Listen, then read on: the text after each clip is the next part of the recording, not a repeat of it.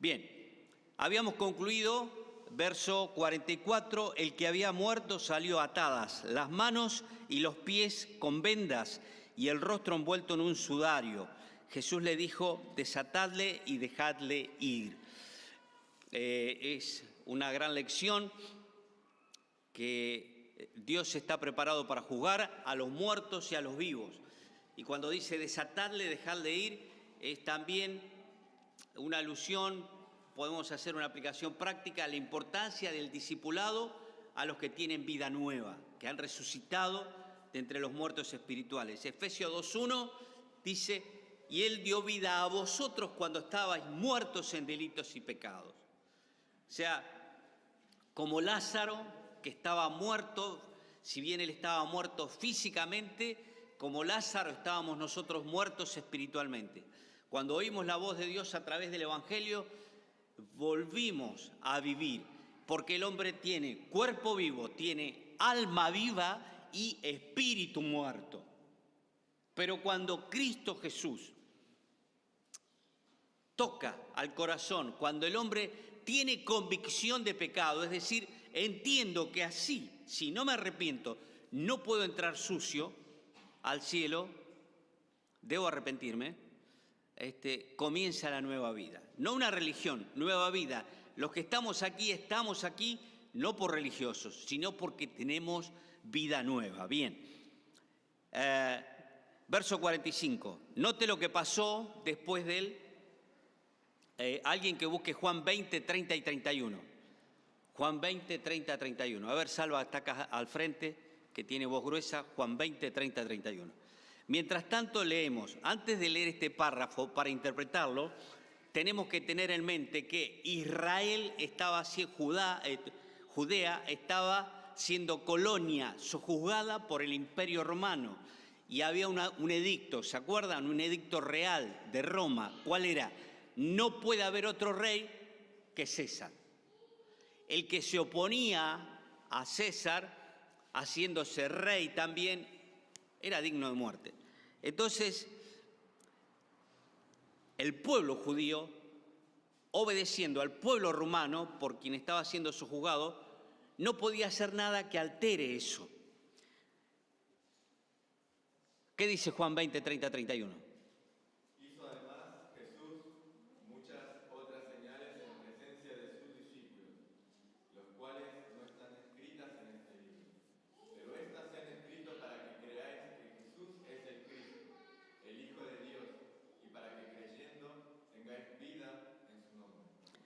Propósito del libro de Juan, no se olviden, al lado de esos dos versículos, Juan 20, 30, 31, pueden escribirle y no se van a repetir porque siempre no se van a arrepentir porque siempre esos versículos le van a saber indicar para qué está, cuál es el propósito del libro, para qué fue escrito. Jesús hizo milagros para que creáis que Él es el Cristo, el Hijo de Dios, y para que creyendo tengáis vida en su nombre. Dice verso 45 de Juan 11. Entonces muchos de los judíos que habían venido para acompañar a María y vieron lo que hizo Jesús, ¿qué pasó? Creyeron en Él.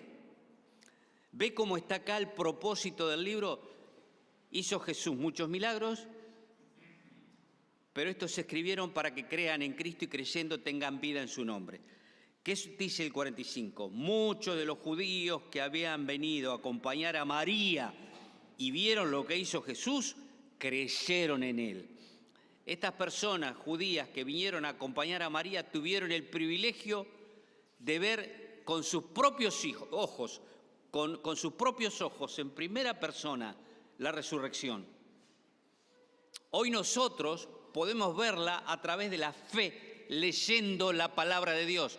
Romanos 10, 17 dice, así que la fe es por el oír, y el oír con fe la palabra de Dios. Hoy no debemos andar buscando milagros, porque los milagros de Cristo fueron para refrendar su autoridad, las credenciales de su deidad. Una acabada muestra de su mensaje. Así que al ver lo que hizo Jesús, creyeron en Él. Pero algunos de ellos fueron a los fariseos y les dijeron lo que Jesús había hecho.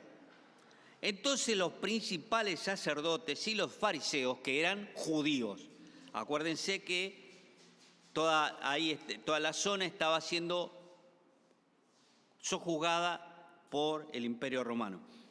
Entonces, al oír esto, los principales sacerdotes y los fariseos reunieron el concilio y dijeron, escuche esto, ¿qué haremos? Porque este hombre hace muchas señales.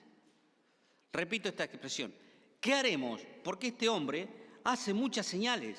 La palabra señal es portento, algo irreproducible humanamente, algo irrefutable, no solo con argumentos, sino con hechos. Es algo irreproducible, pero también es algo irrefutable. Nadie puede producir los milagros que hizo Cristo. Y Él refrenda, autentica su divinidad y su mensaje con la resurrección. Muchos han querido fundar religiones, pero ¿dónde están? En sus sepulcros. Cristo fundó un nuevo estilo de vida. Vino a traernos comunión con Él y con el Padre.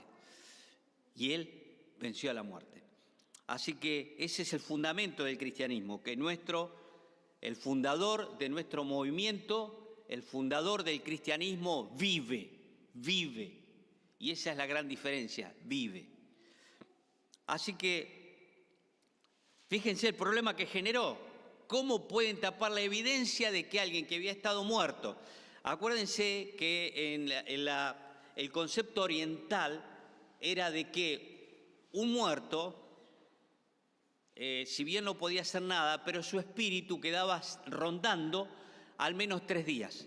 Ese fue uno de los propósitos por los cuales el Señor demoró más, porque eran 4 días. Imposible de refutar, ya se le había ido el espíritu.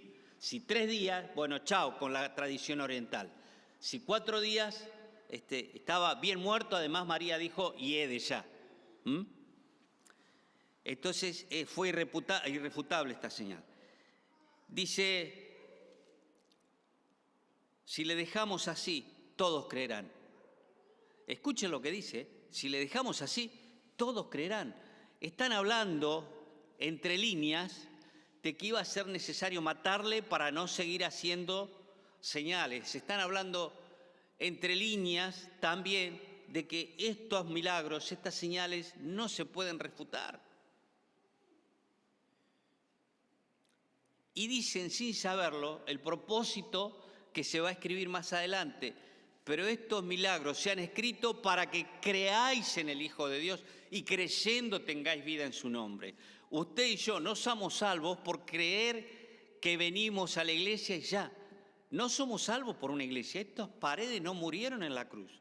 Somos salvos por Cristo, el Salvador, no por una iglesia. ¿Correcto? Dice, note, si le dejamos así, todos creerán en Él. Y note, ¿quién estaba sojuzgando a los judíos? El Imperio Romano. Dice, si le dejamos así, todos creerán en Él. Y vendrán los romanos y destruirán nuestro lugar santo, el templo, y nuestra nación. O sea que Cristo estaba haciendo un problema nacional. Los romanos iban a destruir el templo y también la nación judía, con todas sus tradiciones. Entonces Caifás, uno de ellos, sumo sacerdote aquel año, dijo, vosotros no sabéis nada, ni pensáis que nos conviene que un hombre muera por el pueblo. Les dijo, es preferible que maten a Jesús y no que nos destruyan el templo y nuestra nación. Entonces, sin saberlo, él profetizó. Profetizar es comunicar, anunciar un hecho que se va a hacer realidad. Es más, es tan importante la profecía que el Señor dijo, si surge algún profeta y profetiza palabra que yo no mandé, si no se cumple, el tal debe morir. Hoy hay un montón de profetas, gente que se comió 5 platos de fideo y me apareció tal cosa. Fuera de la Biblia no hay revelación, porque si aún un ángel del cielo os anunciare otro evangelio, sea anatema. Fuera de la Biblia no hay revelación. Cuidado con los engañadores. Cuidado, no seamos niños en la manera de pensar. Dice 51, y esto no lo dijo por sí mismo, sino que como era el sumo sacerdote aquel año, profetizó que Jesús había de morir por la nación. Y no solamente por la nación, sino también para congregar en uno a los hijos de Dios que estaban dispersos. Cuando empezamos capítulo 1, verso 12 dice, a todos los que creen en su nombre, a todos los que le recibieron, les dio potestad de ser hechos hijos de Dios. Eran personas que venían a adorar a Jerusalén. Testimonio de esto es el eunuco que vino desde Etiopía. Entonces, todos los que habían creído en Cristo y su mensaje, dice la Biblia, que son hijos de Dios. Entonces había que reunirlos. Bien, así que desde aquel día acordaron matarle. Fíjese, estamos hablando de un sacerdote o un grupo de sacerdotes y estamos hablando de los fariseos. Los fariseos, una secta religiosa muy celosa, pero ellos no les tiembla el pulso cuando hablan de matar, si bien trataban temas legales y estaban matando al Cordero de Dios. ¿Sabe que en el infierno hay un montón de religiosos? Repito, en la condenación eterna hay un montón de religiosos, porque la religión no salva, el que salva es Cristo. Dice 54, por tanto Jesús ya no andaba abiertamente entre los judíos, sino que se alejó de allí a la región contigua, al desierto, a una ciudad llamada Efraín, y se quedó allí con sus discípulos. Fíjese, ¿dónde fue el Señor para estar con sus discípulos? A un lugar desierto. La idea es páramo, sin actividad y sin personas. Era un tiempo en privado de Cristo con los discípulos. Era un lugar sin actividad y sin personas, para estar en comunión con Dios, no ser interrumpidos y meditar en los propósitos eternos. 55. Estaba cerca la Pascua de los judíos y muchos subieron de aquella región a Jerusalén antes de la Pascua para purificarse. Y buscaban a Jesús y estando ellos en el templo se preguntaban unos a otros, ¿qué os parece? ¿No vendrá la fiesta? Y los principales sacerdotes y los fariseos habían dado orden de que si alguno supiese dónde estaba, lo manifestase para que le prendiesen. Concluyendo este episodio, capítulo 11, los religiosos dieron orden de que si alguien veía a Cristo, lo manifestara. Lo vimos. ¿Para qué? Para que lo prendan y lo maten. Ya estaba determinada por la voluntad humana matar al Cristo, al Mesías. Todo esto permitido por Dios. Hermanos amados, Dios permitió la muerte de Jesús, de su Hijo. Pero Juan 20:31 dice, para que creyendo en Cristo tengáis vida en su nombre. Y es un placer esta mañana anunciar que nuestro Cristo, nuestro Salvador, vive. La pregunta, ¿Él es tu Salvador? ¿Has llegado a un punto en tu vida donde dijiste, me voy al infierno? Mire, me acuerdo, mi abuelo, 92 años, 1,90 m. Yo salí todo lo contrario porque la abuela era morocha, era petiza. Mi hermano mayor, ojos verdes, pero el abuelo me acuerdo como si fuera hoy. No era cristiano y murió arrancándose la ropa. Fuimos a visitar a Marisa, una chica, una señora en Formosa. Su abuela era bruja. Momentos antes de morir, cambió la voz varias veces. Y segundos antes de expirar, gritaba, me quemo, me quemo. El infierno existe. ¿Dónde está en el universo? No lo sabemos. Pero el libro de Job habla de que hay fuego debajo de la tierra. Si usted va al Museo de Ciencias Naturales, hay un globo terráqueo enorme, cortado como en un gajo, y en el centro de la tierra hay fuego. En Nigeria, una empresa petrolera excavó unos cuantos kilómetros hacia abajo y pusieron sondas. Eso está en YouTube. No sé si será verdad o no, pero dice que se escuchan los gritos de las almas que están quemándose y gritando de un lado a otro. Fue tal el susto de los ingenieros que dejaron de investigar. El infierno existe y nadie quiere ir. De hecho, en los cementerios no hay llamitas a la entrada, no hay arriba de los sepulcros llamas dibujadas. Acá está ardiendo en el infierno, no hay lápidas así. Por el contrario, el tipo fue un terrible estafador, un tremendo ateo, un hereje, malo con la familia, nunca quiso creer en Dios, mujeriego, y le ponen: acá descansa en paz. El Dios justo no permite que rechacen a su Hijo. La condenación para aquel que rechaza a Cristo. Bien, y rápidamente estos versículos siguientes, son 8 versículos. Pero quisiera que se pregunten, principalmente los solteros, ¿a ustedes les gustaría tener un hogar conforme al corazón de Dios? ¿Les gustaría que puedan decir cuál es el hogar ideal en la Biblia? Yo quiero tener ese hogar ideal, no la casa.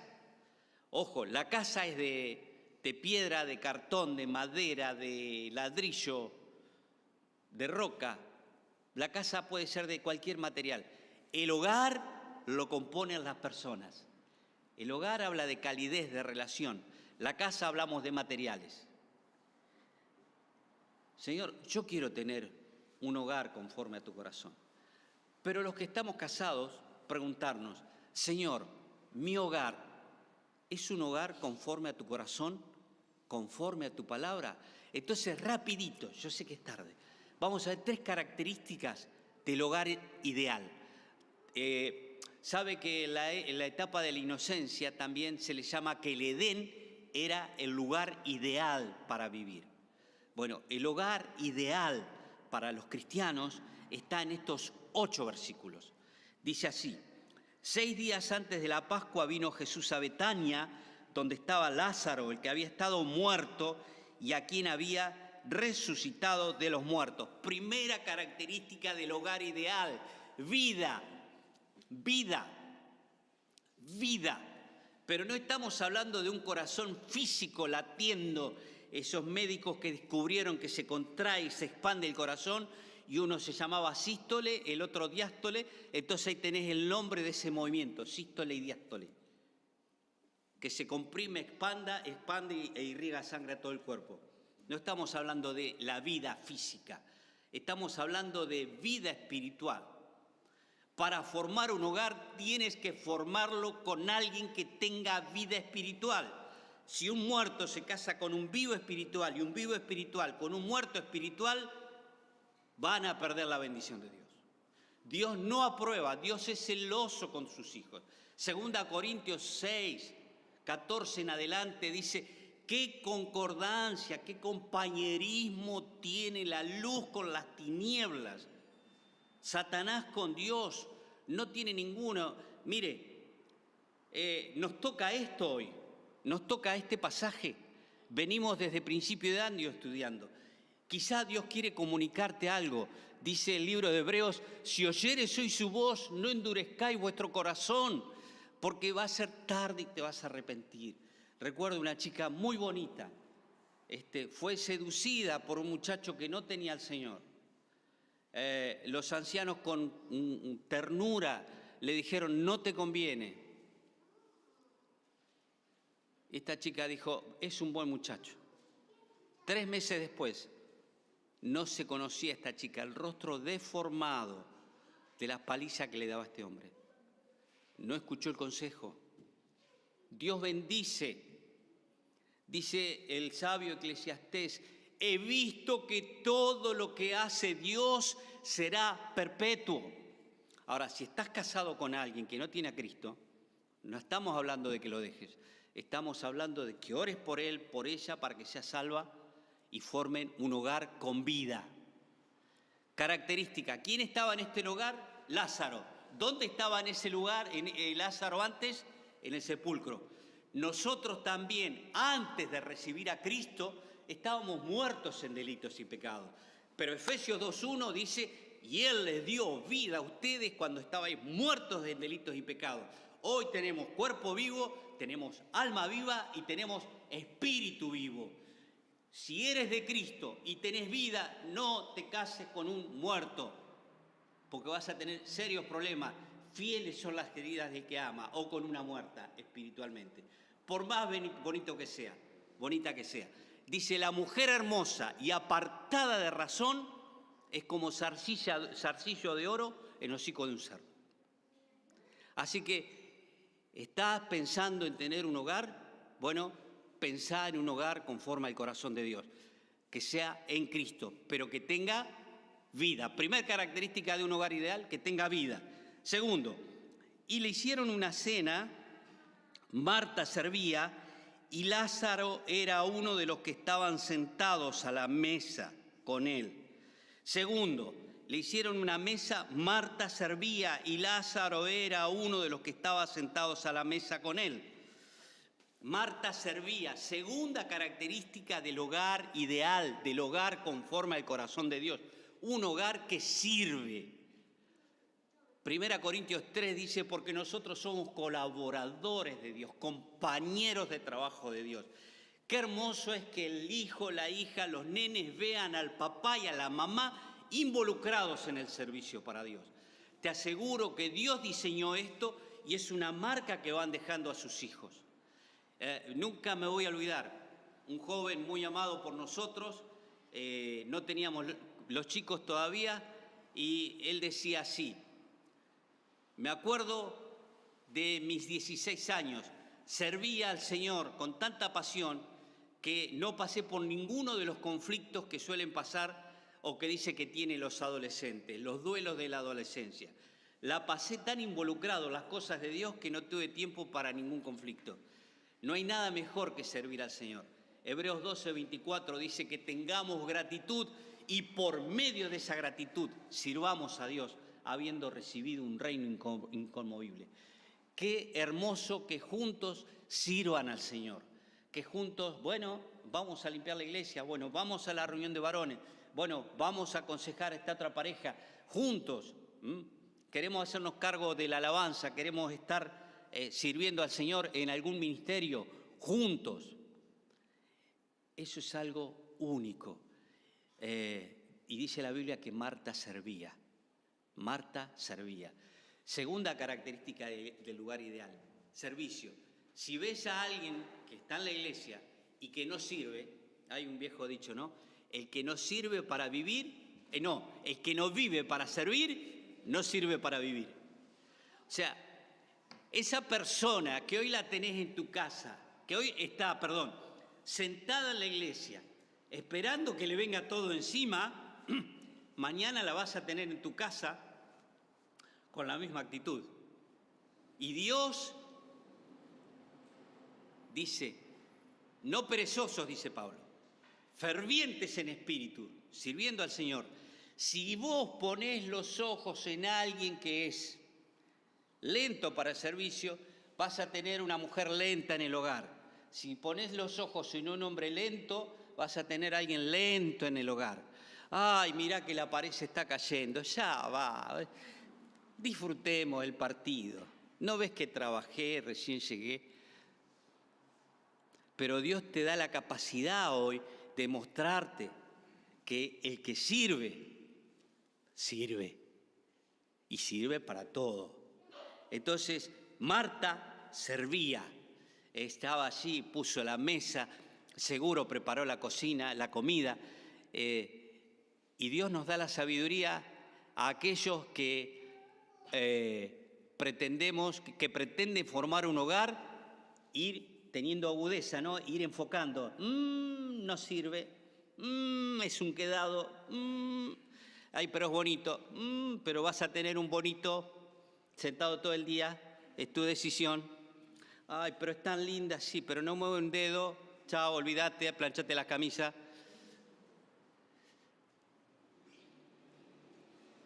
Servicio. Servicio es aquella expresión visible de la vida nueva y de la gratitud que hay en el corazón. ¿Querés formar un hogar conforme al corazón de Dios? Pensá bien con quién te vas a casar. Evalúa. Si no te has casado todavía, tenés la oportunidad de evaluar. Y los que estamos casados, ¿qué tal nuestro servicio? ¿Es una carga venir a la iglesia? ¿Es una carga hacer algo para Dios? Bueno, ese es el modelo que le estamos dando a nuestros hijos. Entonces no nos quejemos que ellos no apetezcan servir al Señor. Bien, 3. Entonces María tomó una libra de perfume de nardo puro de mucho precio y ungió los pies de Jesús y los enjugó con sus cabellos, y la casa se llenó de olor de perfume. ¡Qué tremendo! María tomó una libra de perfume de nardo puro de mucho precio y ungió los pies de Jesús y los enjugó con sus cabellos. Y la casa se llenó del olor del perfume. Pregunto, hermanos, ¿qué olor percibe la gente cuando entra a tu casa? No estoy hablando de comida. No estoy hablando de la comida, de un buen churrasquito. No estoy hablando de la comida. María tomó un perfume, era un año de salario. ¿Cómo sabemos esto? Fíjate. Y dijo uno de los discípulos, Judas Iscariote, hijo de Simón, el que le había de entregar: ¿por qué no fue este perfume vendido por 300 denarios y dado a los pobres? ¿Sabe cuánto ganaba un jornalero por día? 1 denario. ¿Sabe cuánto está hablando 300 denarios? El sueldo de todo un año. María toma ese perfume de alabastro, lo rompe y con su cabello enjuga los pies del maestro. ¿Sabe cómo se llama esto? 2 cosas. Adoración. En la adoración tenés que romper con algo. Un poco de sueño, levantarte más temprano. ¿Cómo te levantás temprano para trabajar, pero para adorar al Señor? En la adoración tenés que romper con algo. Tenés que romper con aquello que sabés que a Dios no le agrada. La adoración, el Padre, Juan 4:24, el Padre busca adoradores que le adoran en el Espíritu y en verdad. La adoración es aquel precio que retribuimos, no que pagamos, que retribuimos a Dios por tanto que nos hizo.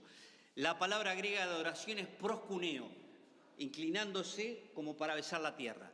Nosotros nos inclinamos ante el Dios de la gloria a decirle gracias por su Hijo. Pero segundo, el valor 300 denarios. ¿Sabe de qué habla esto? Generosidad. Adoración implica generosidad. Entonces, 3 características de un hogar ideal: tener vida, servir. No hay nada mejor que estar involucrado en las cosas de Dios. El otro día me decía un hermano, venía con la cabeza así y lo tuvimos pintando un rato, de allá para acá, bajá, subimos. Dice, no sabe, en estas 5 horas no pensé en nada de lo que era un problema para mí. ¿Viste? Esa es una de las ventajas del servicio. Porque cuando uno sale de acá, que la pandemia, que la crisis, que el gobierno, que los ladrones, y la cabeza te maquina. Pero cuando estamos entre los santos y empezamos a servir, mire qué hay para servir, ¿eh? Queremos tener un subsuelo que es del fondo hasta acá. Se imagina tener las mesas, tener las luces, aire acondicionado, tener conferencias, tener una hermosa cocina acá abajo. Tenemos que soñar para Dios. Mientras que Cristo no vuelva, que nos encuentre soñando para Él. ¿Cómo no? Características de un hogar cristiano: vida, servicio, adoración, que implica generosidad. Tu dinero no es tuyo, tu dinero es prestado. Úsalo para la gloria de Dios. Lo primero dale a Él y disfruta el resto. Guardá también, hay que ahorrar. Pero, hermanos queridos,